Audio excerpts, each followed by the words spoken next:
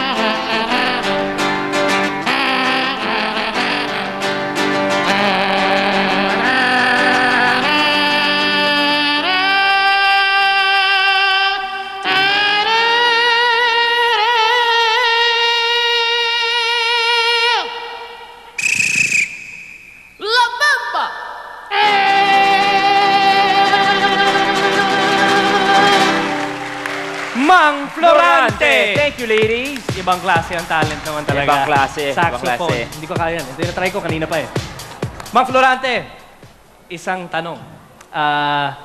Meron daw isa sa suot nyo ngayon nagbibigay swerte para sa inyo. Pwedeng i-explain muna ng konti? Itong sombrero ko po, ito pa naging swerte ko po. Paano po naging swerte sa inyo? Kasi po ito ang siya pong napasali po ko ngayon sa semifinal. Ito pong ginamit ko po sa elimination round.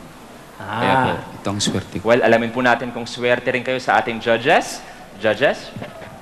Mang Florante, kagaya ng dati, syempre, ikaw ang proud ng mga mangingisda. Pero ine-expect ko, yung adlib mo sa gitara, sana in-adlib mo sa pagiging human saxophone mo. Yung para mas maganda. Pero, okay ka.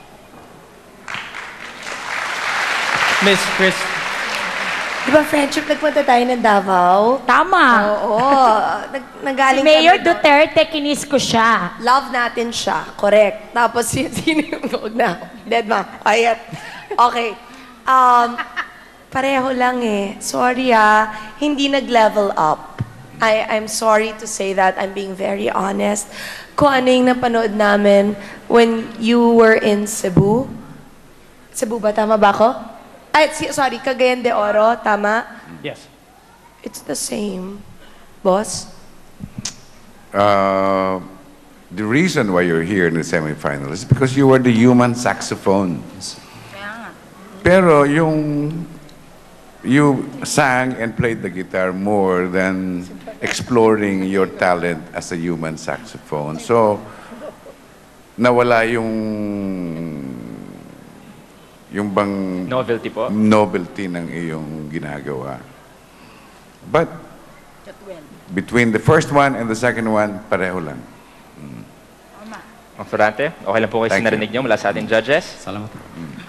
Thank you. Well, kung gusto nyo makapasok si Mang Florante sa ating Grand Finals, all you have to do is text PGT space Florante. Yes, take note.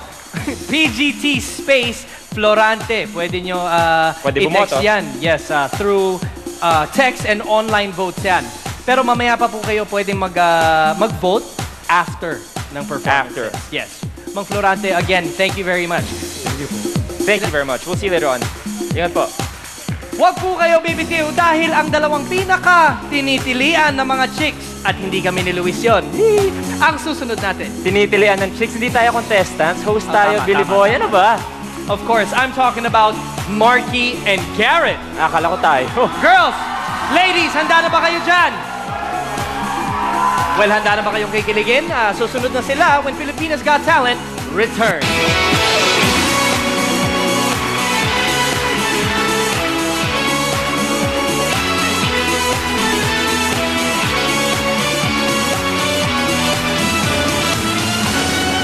Florante Inutan. 331 for Globe and Sun Cellular, and Buy and Phone Extra subscribers, and 231 for Smart and Talk and Text subscribers. How to vote in bulk? Text PGT space to 2366 for all networks. For online and international voting, just log on to filipinasgottalent.abs-cbn.com.